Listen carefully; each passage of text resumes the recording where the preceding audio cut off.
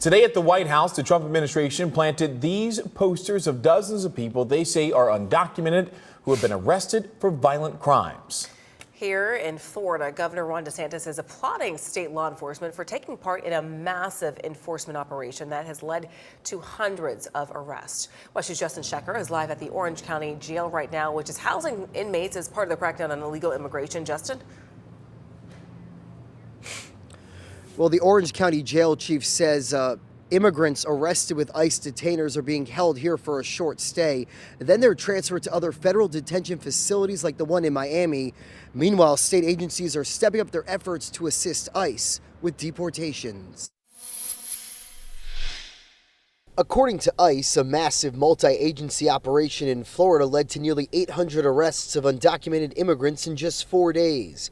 Photos of Operation Tidal Wave shared on X show an FDLE officer and state trooper assisting federal agents. We haven't heard much, to be honest. We've heard of raids happening in Tampa and Homestead, targeting both homes and construction sites, workplaces. A spokesperson for the Florida Immigrant Coalition, Tomas Kennedy, is critical of state agencies helping ICE with immigration enforcement. And this is just going to exacerbate worker shortages.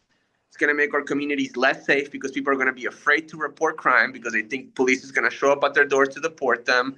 And it just creates our state, it makes it a less welcoming and less friendly place. On NBC's Meet the Press Sunday morning, Secretary of State Marco Rubio defended the removal of U.S.-born children with their undocumented mother on a deportation flight to Honduras. So the parents make that choice. I imagine those 3 U.S. citizen children have fathers here in the United States. Yeah. They can stay with their father. That's up to their family to decide where the children go. Children go with their parents. Parents decide where their children go. Right. The U.S. deported their mothers who were illegally in America. As of Monday morning in Orange County, the jail reports that 203 of its inmates have ICE detainers.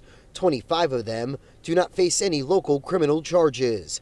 Last Tuesday, the chief of Orange County Corrections provided an update to Mayor Jerry Demings and the commissioners. Yesterday alone, they brought in 20 inmates that had no local charges.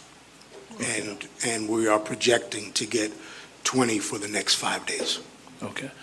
So what that suggests to me is that ICE is very active here within Central Florida. In addition to the jail, the Orange County Sheriff's Office and Orlando Police Department have entered agreements with ICE. Today, President Trump is signing another executive order that directs the Attorney General and Homeland Security to publish a list of so-called sanctuary cities that are not complying with federal immigration enforcement. Covering Orange County Live in Orlando, I'm Justin Shecker, WESH 2 News.